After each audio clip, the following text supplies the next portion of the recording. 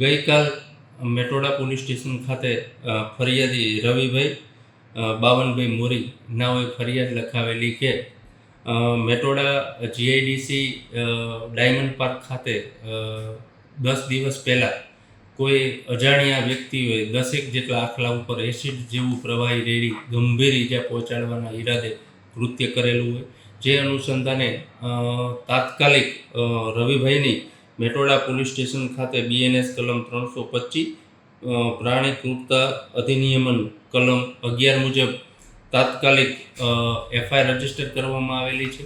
અને આ કામે અમારા રાજકોટ રેન્જ આઈજીપી શ્રી દિલીપ રાય સાહેબ તેમજ રાજકોટ ગ્રામ્ય એસપી શ્રી વિજયસિંહ ગુજર સાહેબની સૂચના અન્વયે આરોપીને પકડી પાડવા સૂચના હોય, જે અનુસંધાને ખાનગીરાએ હકીકત મેળવી આ કામેના આરોપી દીપાબેન દિલીપભાઈ રાઠોડ, બીજું શોભનાબેન ઉદૈયા રે બંને શ્રીનાથ પાર્ક સોસાયટી વાળાઓને આ ગુનાના કામે અટક કરવામાં આવેલા છે.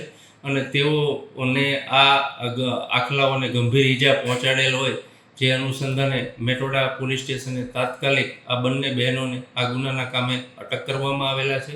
હકીકત એવી છે કે આ બેન જે હોય તેઓની ગાયને આખલા હેરાન કરતા હોય, જેથી આ બંને બહેનોએ આ 10 જેટલા આખલા ઉપર ગંભીર ઈજા પહોંચે એ રીતે એસિડ ફેંકવામાં આવેલું હતું. અને તેઓ બંને બહેનોની મેટોડા પોલીસ સ્ટેશને અટક કરવામાં આવેલી છે. અને આ કામે આગળની તપાસ મેટોડા પોલીસ સ્ટેશન ચાલુ છે.